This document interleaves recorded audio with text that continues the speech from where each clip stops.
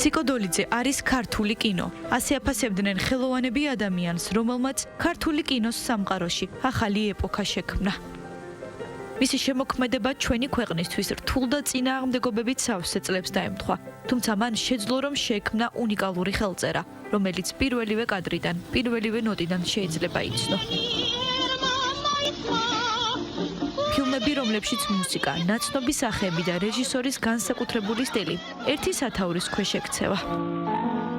სიკოდოლიძის ნამუშევრები არ არის უბრალოდ ეკრანზე გაცოცხლებული ისტორიები. ეს არის სიკეთეზე, სიყვარულზე, ერთგულებასა და პატრიოტიზმზე მოყოლილი გულწრფელი ამბები. ამბები, რომლის ხილვის დროს ემოციები დღესაც ისეთივეა, როგორც წლების წინ, როცა პირველად გაჩნდნენ ცისფერ ეკრანებზე. გურული იუმორი, ენაკვიმატობა, ტრაგიზმი და კომედია ერთდროულად და რაც მთავარია გულწრფელობა. სწორედ ამ ყველაფერმა შექმნა კინორეჟისორის მრავალფეროვანი შემოქმედებითი პალიტრა. ის არასდროს არ იყო რაღაცა ერთი და იგივე ჟანრულ ჩარჩოში ჩაკეტილი რეჟისორი, ის იყო ადამიანი, რომელიც ყოველთვის მძაფრად გრძნობდა თუნდაც ისეთ მოვლენას, როგორიც არის სოციალური და ფსიქოლოგიური დრამა. ეს იყო გარდატეხებით ბევრი ცუდით და ბევრი კარგით აღნიშნული დრო, რომელსაც ჰქონდა თავისი სირთულეები, მაგრამ ამ სირთულეში დაიბადა არაჩვეულებრივი ქართული კინო, გრძელდებოდა არაჩვეულებრივი ქართული კინოს გზა და სიკოდოლიძე გახდათ ის ადამიანი, რომელიც მას აი ესეთი მრავალფეროვნებით ემსახურა. ბუნებრივია ეს იყო ადამიანი, რომელიც ერთდროულად კინოში პრაქტიკულ მუშაობას ეწეოდა, ფილმებს იღებდა, ძალიან ბევრს მუშაობდა, უამრავ რამეს ცდიდა, დიდხანს მუშაობდა სცენარზე სხვათა შორის, ძალიან კარგად მუშაობდა, იმიტომ რომ ყოველთვის ფიქრობდა, რომ უამრავი რამის დახვეწა და კიდევ ახლიდან აღმოჩენა შეიძლება. ძალიან ბევრს მუშაობდა კომპოზიტორთან, ძალიან ხშირად ცვლიდა იმას, რაც არ მიაჩნდა სწორად, მე ასე ვიცი. მართლა ნამდვილად იდგა ქართული კინოს სამსახურში. ნამდვილად იდგა, იმიტომ რომ უამრავი ადმინისტრაციული, არაადმინისტრაციული, სასიკეთო, ასეთი, ისეთი ყველანაირი საქმიანობა მის ბეჭებზე გადადიოდა. ძალიან ბევრი რამ გააკეთა და შექმნა ქართული კინოსთვის და წარმოუდგენელია, რომ ეს არ გვახსოვდეს და ეს ყოველთვის არ ვთქვა.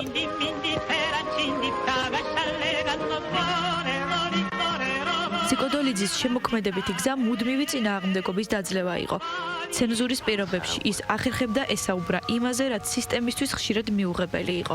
მის ფილმებში იკითხებოდა, რომ შრომა მხოლოდ გადარჩენის საშუალება კი არა, ადამიანის გაკეთილშობილების გზაა, რომ ამ ქვეყნად ყველა ადამიანმა უნდა დატოვოს კვალი, რომ დახმარება და სიკეთე ყველაზე მნიშვნელოვანია, სიყვარული კი მთავარი ნიჭი. ის არასდროს არ ცნობდა რაღაცა ლოკალურ პატარ-პატარა სივრცეებს, იცით? მისთვის ეს ყოველთვის იყო რაღაცა ერთგვარი ღია ერთიანი სამყარო, რომელშიც ყველაფერს მოიაზრებდა ხოლმე. ასეთ ადამიანებსაც, ისეთსაც, სხვაგვარსაც და ამ სივრცესთან დამოკიდებულებაში კი, რა თქმა უნდა, სოციალისტური და საბჭოთა სინამდვილეც იქმნებოდა, თავისთავად სხვაგვარად არ გამოვიდოდა.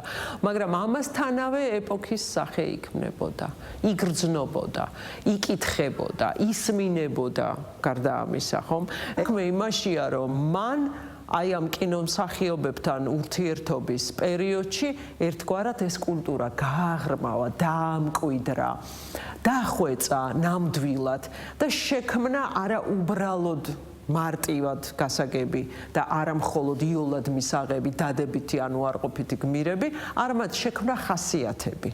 და ამით არის ძალიან მნიშვნელოვანი სიკოდოლიძის კინემატოგრაფი და მისი შემოქმედება ზოგადად, რომელიც დიდი ხნის მანძილზე, ალბათ ძალიან დიდი ხნის მანძილზე კიდევ დარჩება ამის მაგალითად. არა მხოლოდ ეპოქის ნიშნად მართალი გითხრათ, ერთგვარ რაღაც საყვარელ ნიშად ჩვენთვის, რომელიც თან ბევრს გვაცინებს, ბევრ ემოციას გვაახლოებს და ბევრ რამეს ახსენებს ადამიანებს, თუნდაც დავიწყებულს და თუნდაც არ ნანახს. ამბობდნენ, რომ კინორეჟისორის ფილმები განსაკუთრებული იყო, რადგან მათში თავად რეჟისორის ბუნება იკითხებოდა, ყველასგან გამორჩეული და უშუალო. სიკოდოლიძისთვის კინო არ ყოფილა მხოლოდ ტექნიკური პროცესი, ეს იყო ადამიანებთან ურთიერთობის ხელოვნება. მამა მახსოვს მხოლოდ როგორც უთბილესი და უკარგესი ადამიანი, თუმცა ძალიან ხშირად მისი სიკეთე მის საწინააღმდეგოდაც მუშაობდა. იმიტომ რომ ვიღაცას ისეც ვერ ეთყოდა უარს, რომლისთვისაც აუცილებლად უნდა ეთქვა უარი. უტკბილესი იყო, უთბილესი ადამიანი იყო. მე არ გამიგია არასდროს მამასგან ხმამაღალი სიტყვა. არასდროს ლაპარაკი იმაზე რომ რამე ასე ვთქვათ უხამსი ეთქვა, რაც შვევიათ რეჟისორებს. არასოდეს. შეიძლება ხმამაღლა ეთქვა რაღაცა. რა შვები ბიჭო შენ ვინმე თქვა ასისტენტისთვის მეტი არაფერი.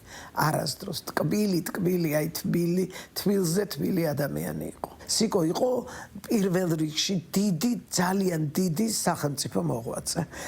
და როდესაც მე არქივს გადავხედეთ, რაც დარჩა, იმიტომ რომ ნაწილი მამაჩემის არქივის ყველაზე მდიდარი რაც იყო ამ არქივში, ეიზენშტეინის წერილები, მისი უახლოესი მეგობრების გერასიმოვის და იმის დაიკარგა, როდესაც ერთი ბინიდან ამ ბინაში გადმოდიოდნენ, მამა მაშინ არ იყო თბილისში და როდესაც მის არქივს ნახავთ, არქივში არის მხოლოდ შემორჩენილი თხოვნის წერილები. ბატონო სიკო დაგვეხმარეთ ბინა მივიღო, ბატონო სიკო დამეხმარეთ.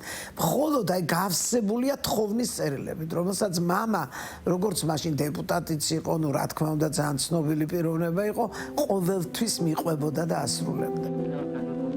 არაერთი მხატვრული ფილმი, კამერის უკან გატარებული ცხოვრება და მრავალი წელი ქართული კინოს სამსახურში. სიკო დოლიძე ის ფუნდამენტია, რომელზეც ქართული კინოს კლასიკური ეპოქა დგას. მისი შემოქმედება კი დღემდე ქართული კინოს ისტორიის მნიშვნელოვანი და განსაკუთრებული ნაწილია.